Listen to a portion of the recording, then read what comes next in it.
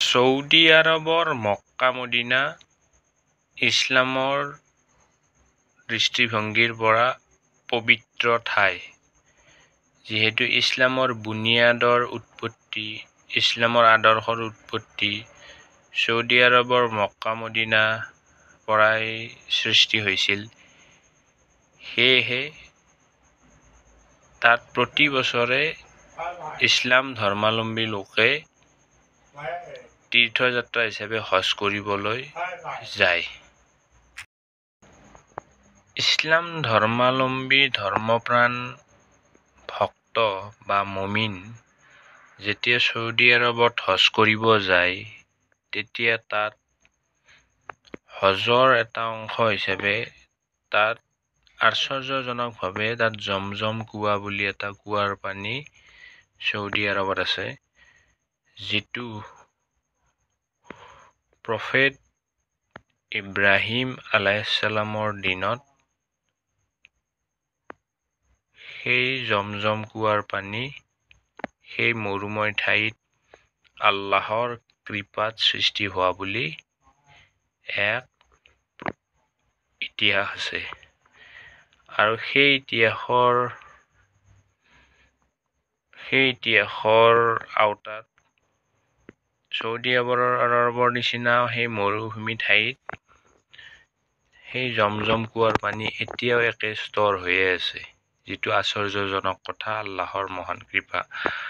আৰু এই জমজম কুঁৱাৰ পানীক পৃথিৱীৰ ভিতৰত মিনাৰেল থকা আৰু হিলিং কেপাচিটি থকা, ৰোগ নিৰাময় কৰা এবিধ পবিত্ৰ পানী হিচাপে ইছলাম ধৰ্মাৱলম্বী বা ইছলামত বিশ্বাস আছে।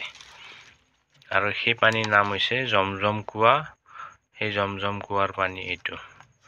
আৰু এইটো gift from general presidency for the affairs of the holy mosque and the prophets mosque.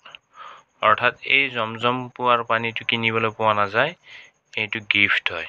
অৰ্থাৎ এইটো তাত হজি বা তাত যোৱা ভক্তপ্ৰাণ বা তাত যোৱা লোকে এইটো বিনামূলীয়াকৈ আনিব পাৰে। The custodian of the two holy mosque Zamzam প্ৰজেক্টৰ আণ্ডাৰত এই পানীটো বিলোৱাৰ ব্যৱস্থা কৰা হৈছিল। এইটো পানী পৃথিৱীৰ আটাইতকৈ পবিত্ৰতম পানী বুলি ইছলামৰ দৃষ্টিত বিশ্বাস কৰা হয়। যিহেতু এই কুঁৱাটো সৃষ্টিৰ আঁৰত আল্লাহৰ কৃপা তথা সেই আল্লাহৰ কৃপাত ভৰিৰ গোৰাৰ মাধ্যমেৰে এই জমজম কুঁৱা সৃষ্টি হোৱাৰ এটা ইতিহাস আছে। গতিকে ইছলামৰ দৃষ্টিত এইটো জমজম কুঁৱাৰ পানী, জমজম ৱাটাৰ আটাইতকৈ পবিত্ৰতম ৱাটাৰ। আৰু ইয়াত চাইণ্টিফিকেলিও প্ৰুভ হৈছে যে ইয়াত বিভিন্ন ধৰণৰ মিনাৰেলছ আৰু ইনগ্ৰেডিয়েণ্টছ আছে, এণ্টি অক্সিডেণ্টছ আছে, যি মানুহৰ তথা পশুৰ স্বাস্থ্যৰ কাৰণে অতি উপকাৰী। লগতে আজৱা, এই আজৱা নামৰ খেজুৰ ছৌদি আৰবৰ কাৰণে বিখ্যাত। এই আজৱা খেজুৰত আইৰণ, মিনাৰেলছ, ভিটামিনছ, বিভিন্ন ধৰণৰ এণ্টি অক্সিডেণ্টছেৰে ভৰপূৰ। লগতে ইয়াত প্ৰচুৰ ফাইবাৰ আছে, যিয়ে মানুহৰ ডাইজেশ্যন ছিষ্টেমৰ লগতে এভৰিথিং ভালে ৰখাত সহায় কৰে। গতিকে ইয়াতে বিভিন্ন ধৰণৰ খেজুৰ আছে। এইটো হ'ল আজৱা খেজুৰ আৰু এইটো এটা সৰু জাতৰ খেজুৰ। এইটো হ'ল সৰু আজৱা খেজুৰ। ইয়াত 4টামান আজৱা খেজুৰৰ প্ৰজাতি আছে। লগতে এইটো হৈছে আদাম ফল বুলি কোৱা হয়, আদামছ ফ্ৰুইট। পৃথিৱীৰ 3টা অন্যতম ধৰ্ম, ইহুদী, খ্ৰীষ্টিয়ান আৰু ইছলাম, খ্ৰীষ্টিয়ান আৰু ইহুদী, এই জুডাইজিম, খ্ৰীষ্টিয়ানিটি আৰু ইছলাম, এই 3টা ধৰ্ম অনুসৰি প্ৰফেট আদাম আলাইহিছ ছালাম আদি মানৱ আছিল।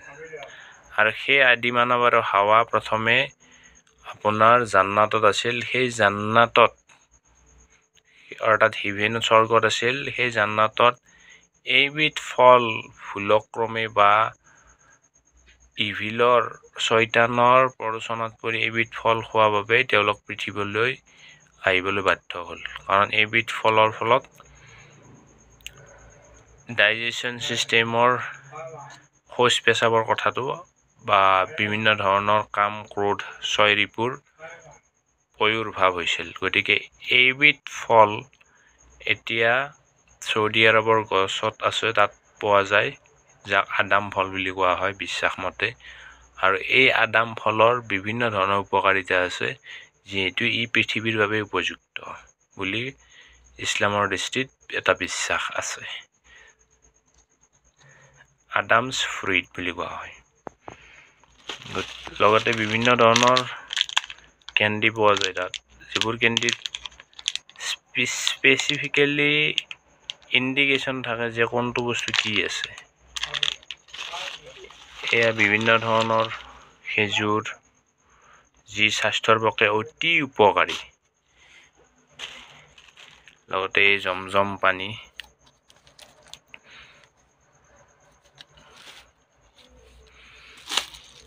খেজুৰৰ অন্যতম এটা উপকাৰিতা হৈছে এই খেজুৰ খোৱাৰ ফলত এনিমিয়া দূৰ হয়। ৰক্তহীনতাত ভোগা লোকৰ বাবে ছুগাৰ কণ্ট্ৰলতো ই সহায় কৰে, যদিও ইয়াত শৰ্কৰা ছুগাৰ আছে, কাৰণ ইয়াৰ ছুগাৰটো হ'ল ইনষ্টেণ্টলি ডাইজেশ্যন নহয়, লাহে লাহে ডাইজেশ্যন হয় ফাইবাৰৰ কাৰণে, আৰু ফলত ছুগাৰ কণ্ট্ৰলত ই সহায় কৰে।